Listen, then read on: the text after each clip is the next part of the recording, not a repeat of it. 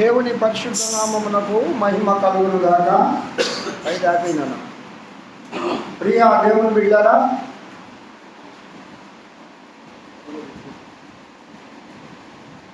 మనము ఈ 40 దినాల ఉపవాస కూడికలలో 31వ దినానికి వచ్చాము. గత 30 సంవత్సరాలు 30 దినాలు ఆ దేవదేవుడు ఆయన కృపలో అనుదినము ఆయన సన్నిధిలో చేరి ఆ ప్రభువును గణపరచడానికి, ఉపసించి ప్రార్థించడానికి శిలువ ధ్యాన కూడికల్లో పరిశుద్ధాత్మదేవుడు మనం నడిపించే రీతిని బట్టి ఆ ప్రభువుకు ఒకసారి వందనాలు చెల్లిద్దాం. హల్లెలూయా. 3వ తేదీ వరకు ఈ యొక్క 40 దినాల ఉపవాస కూడికలు జరుగుతాయి. 3వ తేదీ గుడ్ ఫ్రైడే పండుగ దినంలో మనమందరము యేసుక్రీస్తు శిలువ ధ్యానాన్ని ఆ 7 మాటలను ధ్యానం చేస్తాం. అంతటితో ముగిస్తూ ఉంది. అలాగే 5వ తేదీ మనకు ఈస్టర్ పండుగ, యేసయ్య మరణమును జయించి లేచిన ఒక గొప్ప ఉత్సవం అది. ఆ ఉత్సవంలో మనం పాల్గొంటాం. రేపు ఆదివారం, మట్టల ఆదివారం. మనమందరము ఉదయాన్నే 6 గంటలకు ఇక్కడికి వస్తే యేసుక్రీస్తు వారు ఆ దినం యెరూషలేములో రారాజుగా ఏ విధంగా ఆయన ఊరేగించారో అలాగే మన ప్రభువు కూడా మనం ఊరేగిద్దాం మన ఊళ్ళో. కాబట్టి ఇవన్నీ జ్ఞాపకం పెట్టుకోండి, ప్రార్థన చేయండి. ప్రభు చిత్తమైతే వచ్చే నెలలో దేవుని ఆలయ పనులు కూడా ప్రారంభం కావాలి. దాని గురించి ఈ 9 దినాలు చాలా గట్టిగా ప్రార్థన చేయండి. మరలా ఆలయ ప్రారంభోత్సవానికి ముందు 2 దినాలు సనమంతా ఉపవాసం ఉండి 3వ దినము ఆలయంలో ప్రారంభిద్దాం. అది ఏదైదో నేను మీకు తెలియజేస్తాను వచ్చే నెలలో. కావున పిల్లల కొద్ది నిమిషాలు ప్రభు వాక్యాన్ని మనం ధ్యానం చేసుకుందాం. ఎందుకంటే మైకులు ఆపేసేది ఇతరుల మాట్లాడగా ఉండకూడదని. మనము దేవుని వాక్యాన్ని వినేవారు ప్రభు సన్నిధికి వస్తారు. ఇది కేవలము మనము బలపడడానికి, ప్రభువును మనము మహిమపరచడానికి, మనము దేవుని ధ్యానం చేయడానికి ఏర్పాటు చేసుకున్న కూడికలు. 1 దినం కాదు, 2 దినాలు కాదు, 40 దినాలు. అది ఎగ్జామ్స్ జరుగుతున్నాయి. మనం కూడా ఆ గ్రామంలో ఉండే వారికి సహకరించాలి, ఎవరిని విస్కరించుకోకూడదు. అందువల్ల అయిన భవిష్యత్తు కూడా వాక్యానికి ముందు ఆపేయడం జరుగుతుంది. కేవలం ఆ మైక్ ఎందుకు పెడుతున్నామంటే చర్చి ప్రారంభమైంది అందరూ అంటే తెలియపరచడానికి. అలా తెలియపరచాల్సిన అవసరం కూడా లేదు. 7 గంటల కంటే 7 గంటలకి ప్రారంభించబడుతుంది. మీరు తెలుసుకొని రావాల్సిందిగా ప్రేమతో మీకు వినియోగించుకుంటూ ఉన్నాము. అల్లే చెప్పండి ఒకసారి.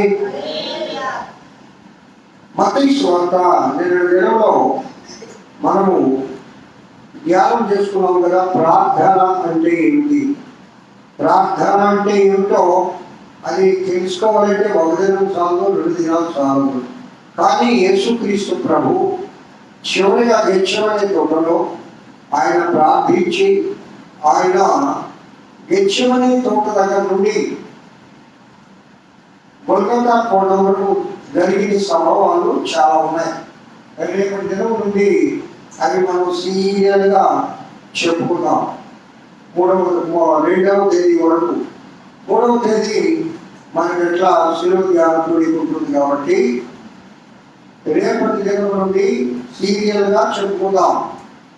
గెత్సేమనే తోటలో యేసుక్రీస్తు ప్రార్థన ప్రారంభం నుండి వెంటనే ఆ ప్రభువును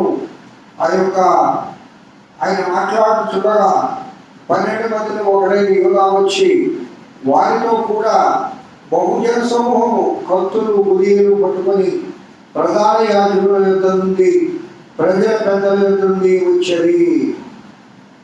అప్పుడు ఆయనను అప్పగించువాడు ఆయనను ముందు పెట్టుకొని యూదా ఇస్కరియోతు యూదా యేసుక్రీస్తును అప్పగించడం జరుగుతుంది. ఆ విషయాలన్నీ రేపటి దినం నుండి మనము కోల్కతాపూర్ల వరకు ధ్యానం చేసుకుందాం సీరియల్గా. అయితే ప్రియులారా, మీరు ఇక్కడ ఈ దినము మెలకువగా ఉండి ప్రార్థన చేయండి అని తన శిష్యులతో చెప్తాడు. యేసయ్య 3 శిష్యుల్ని ఎక్కువగా ప్రేమిస్తాడు. ఆ 3 శిష్యుల్ని ఎక్కడికైనా తీసుకుని వెళ్తాడు. 12 మంది ఉన్నారు, అందరినీ ప్రేమిస్తాడు.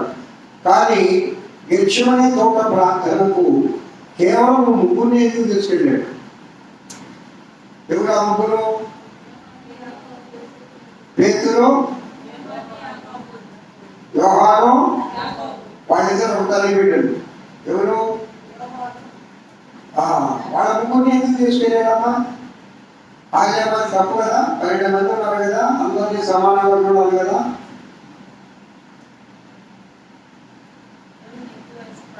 చెప్పండమ్మా, మీ మనసులో ఉన్న మాట చెప్పండి. అందరికీ ప్రార్థన నేర్పించాలి కదా. ఇక్కడ ఏమంటున్నాడు? మెలకువగా ఉండి ప్రార్థన చేయండి అని వడముకుని చెప్తా ఉన్నాడు. ఎందుకు వడముకుని అక్కడికి తీసుకోవాల్సి వచ్చింది?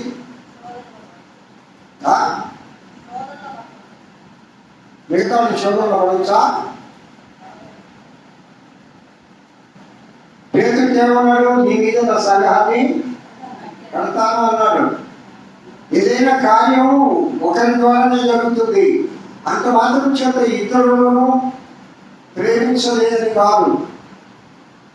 ఏదైనా ఒక కార్యం దేవుడు ఒకరి ద్వారా చేస్తాడు, అంత మాత్రం చేత ఇతరులను తక్కువగా చూస్తున్నాడని కాదు. అలాగే సంఘంలో దైవజనుడు కూడా ఒక్కొక్క పనికి ఒక్కొక్కరిని వినియోగించుకుంటున్నాడు, అంత మాత్రం చేత ఇతరులను చూడడం లేదు, ఇతరులను కూడా ప్రాధాన్యత ఇవ్వడం లేదని కాదు. దేవుడు ఒక్కొక్క వ్యక్తిని ఒక్కొక్క దాన్ని వినియోగించుకుంటాడు. యోహాను గారికి ఒక్కడికే దేవుడు ఎందుకు ప్రత్యక్షించాడు? ప్రకటన గ్రంథం రాయడానికి యోహాను గారికి ఎందుకు అనుమతించాడు? పేతురుని ఎందుకు ఎన్నుకున్నాడు? మొదటి ప్రసంగం పేతురు ఎందుకు చేయాలా? 12 మంది పరిశుద్ధాత్మ పొందారుగా, 12 మందితోటి 120 మంది పొందారుగా. వారసత్వం ప్రకారం అయితే ఒక తల్లి చేయాలిగా, మర్యపడు 120 మందిలో. మరి ఆ 120 మందిలో వాళ్ళ తల్లిగా లేచి, వాళ్ళ తల్లిగా యేసయ్యను మోసి భరించి, నిందలు భరించి, కష్టాలు భరించి, శోధన భరించి 9 నెలలు తన కడుపులో మోసి కన్నది. వాళ్ళ తల్లి మొదటి ప్రసంగం చేయకుండా అసలు ఏ సంబంధం లేని పేరుకి ఎందుకు ఇచ్చాడు? దేవుడు ఒక్కొక్కరిని ఒక్కొక్క కార్యానికి ఎన్నుకుంటాడు. చెప్పండి, దేవుడు అనుకుంటాడు. అసూయ అనేది వెంటనే వచ్చేస్తాడు సాతాను గారు. ఆయన ఎప్పుడు అల్లానే, ఆయన ఎప్పుడు ఆ పాస్టర్ గారు ఎప్పుడు అల్లాతో అని అనేది ఎవరు?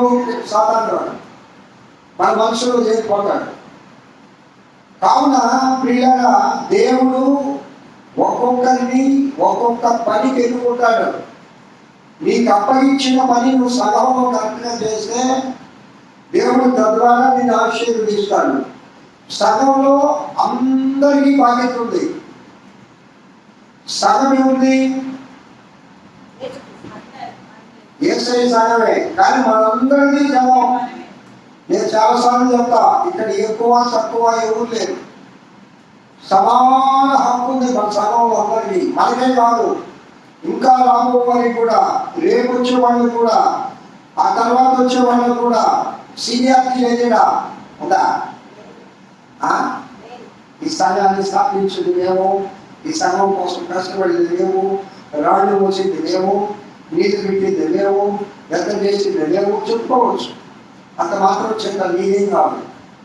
అందుకే యేసు క్రీస్తు అందరికీ ప్రభు. చెప్పండి, దేవుడు యేసు క్రీస్తు అందరికీ ప్రభు.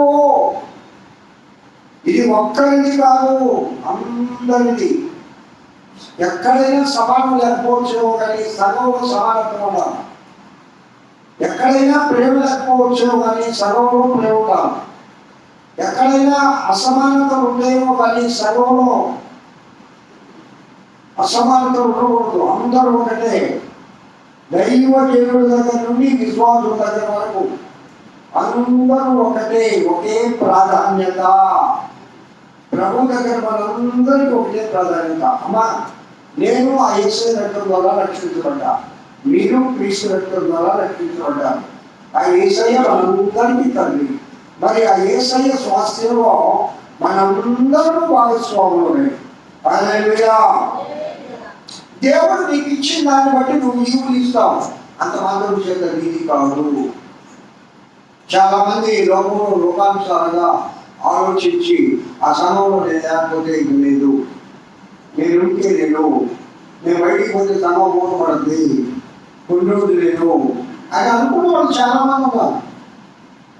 కానీ ఇది దేవుని సంఘం, ఇది దేవుడు ఏర్పాటు చేసుకున్నాడు. ఇది మనుషులది కాదు, ఒకరి పేరు మీద లేదు. ఇది ఒకరి కోసం ఏర్పాటు చేసేది కాదు, అందరి కోసం దేవుడు ఏర్పాటు చేసిన సంఘం. హల్లెలూయా, హల్లెలూయా. ఈ సంఘానికి ఒక ప్రత్యేకతమా మీకు తెలీదు, మీ అందరూ కూడా తెలుసు. కొంతమందికి ఈ సంఘానికి ఒక ప్రత్యేకత ఏంటంటే, ఈ చెంచు లక్ష్మీపురంలో కనీసం సంఘం లేనప్పుడు మొట్టమొదటిగా ఏర్పాటైన సంఘం ఇది. ఒక పాయింట్. రెండవది, చెంచు లక్ష్మీపురము ఎంట్రన్స్ లో కవినిలో చెంచు లక్ష్మీపురం ఎంటర్ అవుతున్నామంటే మొట్టమొదటిగా దేవుని సంఘం నిన్ను ఆహ్వానిస్తుంది. ఆది కింద కూడా ఈ సంఘాన్ని. మూడవది, ఈ చెంచు లక్ష్మీపురంలో యేసు క్రీస్తు గురించి మొట్టమొదటి సాటి అంటే ఈ సంఘం నుండి దైవజనులు సాటారు. అనేక మంది దైవజనులు ఈ సంఘంలో పనిచేశారు. ఇప్పుడు మనం కూడా దేవుని ఆరాధన చేసుకుంటా ఉన్నాం. ఈ సంఘంలో అనేక ఆశీర్వాదాలు పొందిన వాళ్ళు ఉన్నారు, అనేక దేవుని కృపను పొందిన వాళ్ళు ఉన్నారు. ఈ సంఘంలో దేవుని యొక్క రక్షణను ఆధారం చేసుకొని సంతోషంగా జీవితాన్ని గడిపే వీళ్ళు ఉన్నారు. ఈ సంఘం అనేక మందికి ఆశ్రయపురంగాను ఉండడు కాక. కాబట్టి ఈ సంఘానికి అంత ప్రత్యేకత ఉంది. తర్వాత అంటే మిగతా సంఘాలని ప్రత్యేకత లేదు అని నేను చెప్పడం లేదు, అవి కూడా దేవుడి సంఘాన్ని, వాళ్ళు చెప్పేది దేవుడి స్వార్థే. అవి మనకంటే తక్కువే కాదు, కానీ మనలో కూడా గొప్పతనం. మనకు దేవుడు ఇచ్చిన గొప్పతనం ఇది యేసయ్య గొప్పతనం. ఇది దేవుడికే కనుక మహిమ ప్రభావములు కలుగును కాక. హల్లెలూయా. ఇక్కడ మనం గమనం చేసినప్పుడు ఆ ముగ్గురిని అక్కడికి తీసుకెళ్ళి వారితో చెప్పే మాట ఏంటంటే, శోధనలో పడకుండా ఉండునట్లుగా మెలకువ కలిగి ప్రార్థన చేయుడి. ప్రార్థించడము అనేది విశ్వాసము ఒక టానిక్ లాంటిది అని నేను చెప్పాను. బలహీనంగా ఉండి డాక్టర్ దగ్గరికి పోతే, అమ్మ కొన్ని టానిక్ తాగాలమ్మా, నువ్వు బలహీనంగా ఉంది, నీకు సి విటమిన్ లేదనో, B12 లేదనో, నీకు ఏదో డాక్టర్ గారికి తెలుసు కదా, దాని ప్రకారంగా ఆయన దానికి సంబంధించిన టానిక్స్ రాసిస్తాడు. బ్లడ్ పట్టడం లేదమ్మా, నీకు బాగా బ్లడ్ పట్టాలా, కాబట్టి ఇవి చేయాలంటే డాక్టర్ గారు ఇచ్చిన సలహా మేరకు ఆ వైద్యాన్ని తీసుకోవాలి. నువ్వు కూడా ఆత్మీయంగా బ్లడ్ చేస్తా ఉన్నావేమో, లేక B12 లేదేమో, లేక సి విటమిన్ తగ్గిందేమో, లేక ఎందుకు బలహీనంగా ఉన్నావు అంటే ఆ ప్రార్థనా శక్తిని మనం తీసుకోవడం లేదు. ఒక ప్రార్థనలోనే మన ఆత్మకు కావలసిన ఆయురారోగ్యాలన్నీ కూడా ప్రార్థనలోనే గుప్తమై ఉన్నవి. అదే మన ఆత్మకు ఏం ఆరోగ్యం కావాలి? శరీరానికి నీ యొక్క శరీర అవయవాలు, శరీరము చక్కగా పనిచేయాలంటే మొట్టమొదటిగా నీ గుండె బాగా పనిచేయాలి, తర్వాత ఊపిరితిత్తులు, తర్వాత కిడ్నీస్, తర్వాత లేవరం. అసలు అన్నిటికంటే ముఖ్యంగా నీ మైండ్ బాగా అంత, ఒక అబ్బాయి అంతా బాగుంటాడు, మెంటల్గా ఉంటాడు. అంటే అసలు ఈ తల ఈ యొక్క మైండ్ బాగా పనిచేయాలి. అలాగే ఆత్మలో కూడా చాలా భాగాలు ఉన్నాయమ్మా, ఆత్మలో కూడా చాలా భాగాలు ఉన్నాయి. ఆత్మ ఒక్కటే, కానీ కొన్ని విషయాల్లో మనం బలహీనం అయిపోతున్నాం. దానికి దగ్గర మెడిసిన్ వాడాలా. ప్రతిరోజు ఈ యొక్క దేవుని వాక్యము మనకు ఆత్మీయ ఆహారము. హల్లెలూయా, హల్లెలూయా. పరలోకం నుండి దిగవచ్చు ఆహారం ఏదా అంటే, ఆనాడు ఇశ్రాయేలీయులకు 40 సంవత్సరాలు ఆ యొక్క అరణ్య మార్గంలో మన్నాను ఇచ్చిన దేవుడు ఈ పరమ మన్నా దేవుని వాక్యము నీ ఆత్మకు బలమైన ఆహారము. చాలా మంది ఆహారాన్ని ఇష్టపడతారు, తింటున్నారు, కానీ అది జీర్ణం చేసుకోవడం లేదు. అది జీర్ణశక్తి అయితేనే నీ ఆత్మకు అది బలం చేకూరుతుంది. జీర్ణం కావాలంటే ఎంతసేపు ఉండాలి కడుపులో ఆహారం? ఎన్ని గంటలకు జీర్ణం అవుతామా?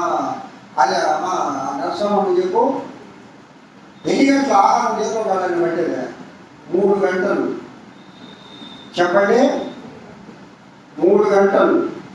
3 గంటలు పడుతుంది తిన్న ఆహారం జీర్ణం కావాలంటే. ఉదయం 9 గంటలకు టిఫిన్ చేస్తే మధ్యాహ్నం 12 గంటలకు.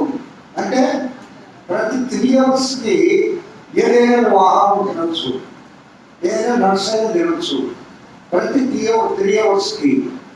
కాబట్టి నీకు ఆహారం జీర్ణం కావాలంటే అది నీ కడుపులో ఎన్ని గంటలు ఉండాలా? దేవుని వాక్యం ఎన్ని గంటలు ఉండాలా? నీ ఆత్మ బలపడాలంటే, నీ ఆత్మ ఉండాలి, నీ ఆత్మలో శక్తి కావాలంటే నువ్వు విన్న వెంటనే ఆ గేటు కూడా దాటం. ఆ యేసుక్రీస్తు ప్రభు ఒక ఉపమానం చెప్పాడమ్మా, ఇత్తువారి ఉపమానం కదా. ఇత్తువారి ఉపమానం, ఏ చెట్టు బాగా పెరగది, ఏ చెట్టు బాగా పెరగవు, ఏ చెట్టు పెరుగుతూ కప్ప చేత అనసమడుద్ది, ఏ ఏ ఏ యొక్క విత్తనాలు కాకులు ఎత్తుకొని వెళ్తాయి, పక్షులు ఎత్తుకొని వెళ్తాయి. అది దేవుని వాక్యమే విత్తబడుతుంది. కొందరైతే ఈ చెవుతో ఇంటారు, ఈ చెవుతో వదిలేస్తారు. అప్పుడు ఈ ఆత్మకు బలం ఎక్కడి నుంచి వస్తుంది? నువ్వు తిన్న ఆహారం బాగా జీర్ణమైతేనే నీ శరీరానికి బలం వస్తుంది. మరి దేవుని వాక్యాన్ని నువ్వు విని ఏం చేయాలంటూ నెమరు వేస్తాయి. ఏమా పశువులు పగలంతా ఆహారాన్ని అవి మింగేసి విశ్రాంతిగా పడుకొని నెమరు వేస్తాయి. నెమరు వేయని గొడ్డు పెరగదు. నెమరు వేయని గొడ్డుకి ఆహారం జీర్ణం కాదు. నెమరు వేయని పశువు ఆరోగ్యంగా ఉండదు. నెమరు వేసుకోవాలా అంటే తన కడుపులో ఉన్న ఆహారాన్ని బయటికి తీసుకొచ్చి మెత్తగా నమిలి లాలాజలంతో నింపి మరలా దాని కడుపులోకి చేరిస్తే అది చక్కగా జీర్ణం అవుతుంది. అలాగే దేవుని వాక్యం మనం వింటూ ఉన్నాం. ఈ దేవుని వాక్యాన్ని మనం నెమరేసుకోవాలా. మనం కూడా విన్న వాక్యాన్ని ఒకసారి ఇంటి దగ్గర ధ్యానం చేయాలా. అది ఎంతమంది చేస్తున్నారు? చాలా మంది చేయరు.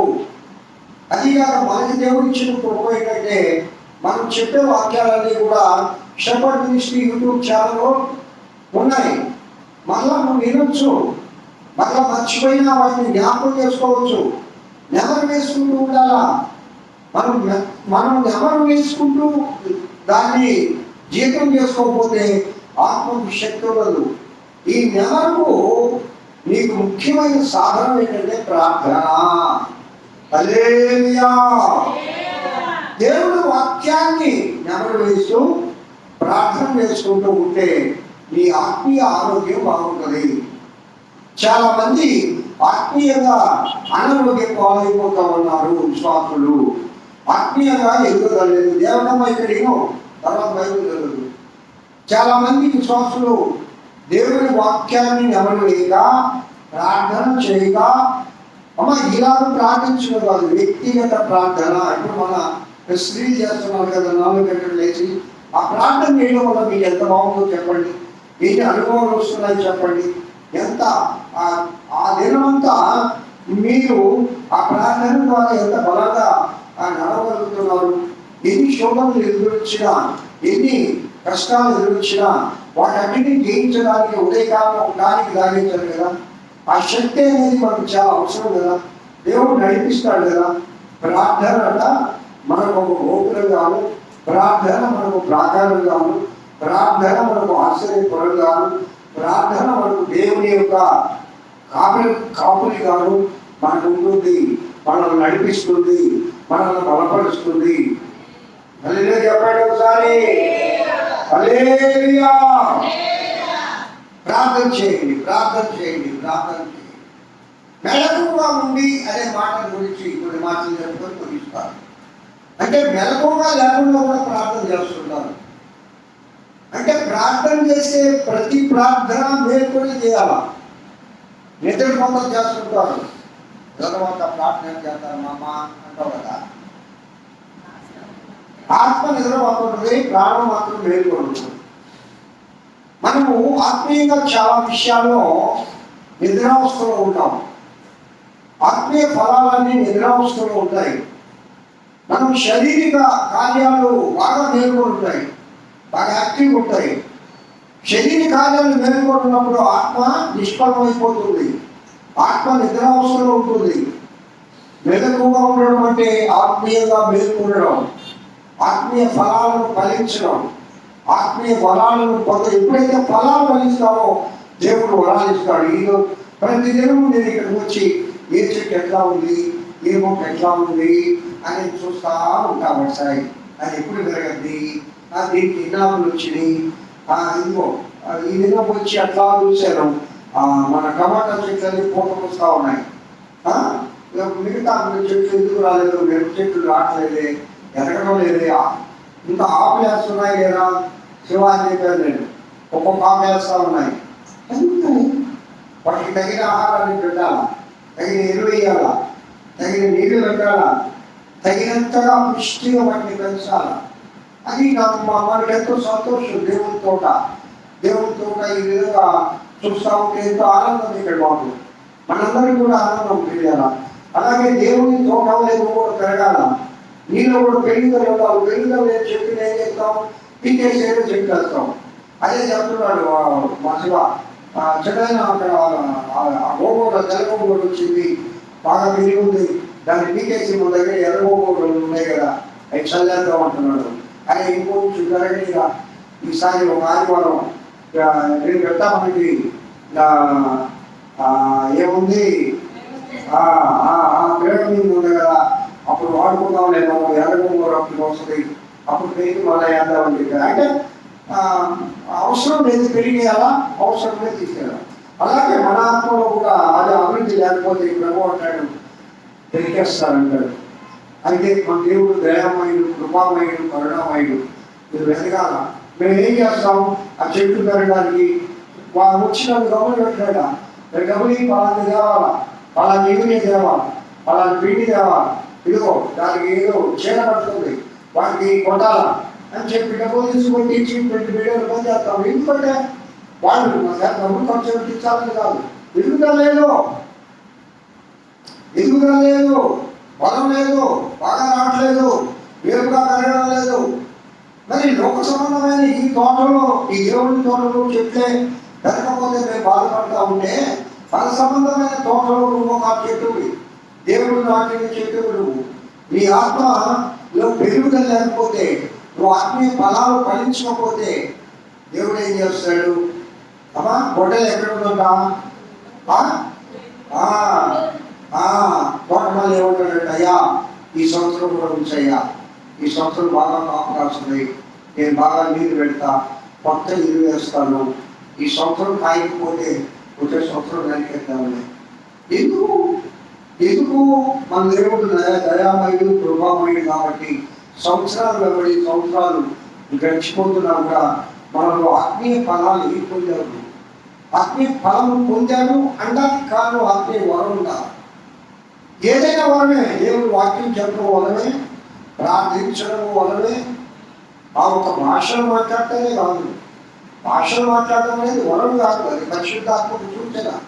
ప్రవచించడం వలనే, స్వస్థత వరము, ఏమని ప్రేమ అనేది ఒక వరం, దేవుడిచ్చే వరమది, దేవుడిచ్చే వరమది. ఈ వరాలన్నీ కూడా మనకు తెలుసు. దేవుడు మనకు కృపావరాలు ఇస్తాడు, అయిపోయింది. కానీ ఆత్మీయ ఫలాలు ఫలించినప్పుడు మనకు అత్యధికమైన కృపావరం ఏంటంటే ప్రేమే మన హృదయంలో నిలయమై ఉంటుంది. హల్లెలూయా, హల్లెలూయా. ప్రేమామయుడైన దేవుడు మనకు తోడుగా ఉండి మనల్ని నడిపిస్తాడు. అంటే మెలకువగా ఉండి ప్రార్థన చేయండి. మీ ఆత్మను మేలుకోల్పండి. ఏ విషయాలు చచ్చిపోతున్నారో అపోస్తలుడు పౌలు అంటాడు, బ్రతికున్నామనే పేరుకే కానీ చచ్చిన వారమై ఉన్నాం. ఆత్మీయంగా మనం చచ్చిపోయి ఉన్నాం. కొందరు నిద్రపోతూ ఉంటారు. ఆ నిద్ర అవస్థ అంటే చనిపోవడం అంటే నిద్రే. ఆత్మీయంగా నిద్రావస్థలో ఉండకూడదు. నిద్రావస్థలో ఉండి ప్రార్థన చేసినా ఫలించకూడదు. మెలకువగా ఉండి ప్రార్థన చేయండి అని యేసయ్య ప్రత్యేకంగా చెప్తున్నారు వాళ్ళని. ఎందుకంటే వారి ద్వారా సంఘాన్ని ఈ లోకంలో విస్తరింపజేయాలని ప్రభు యొక్క చిత్తం, ప్రభు యొక్క కృప వారి మీద ఉంది. పేతురు గారి ద్వారా సంఘాన్ని స్థాపించాడు.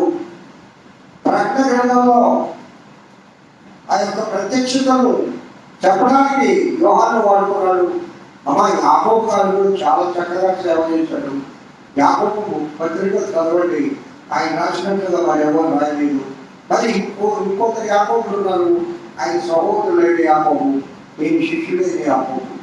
హల్లెలూయా, హల్లెలూయా. అవునా, మెలకువగా ఉండి ప్రార్థన చేయమని ప్రభు ఆ దినం మనతో మాట్లాడుతూ ఉన్నాడు. ఆత్మీయంగా ఏ విషయాలు చచ్చిపోయినావు, ఆత్మీయంగా ఏ విషయాలు నిద్రపోతున్నావు, ఆత్మీయంగా ఏ విషయాల్లో మనం దేవుడికి చిత్తబడిన వాళ్ళుగా ఉన్నాము, ఇదండి ప్రార్థన టానికు. హల్లెలూయా. దానికి రోజు తాగండి, ఎక్కువ తాగండి, ఎక్కువ సమయం ప్రార్థనలో గడపండి.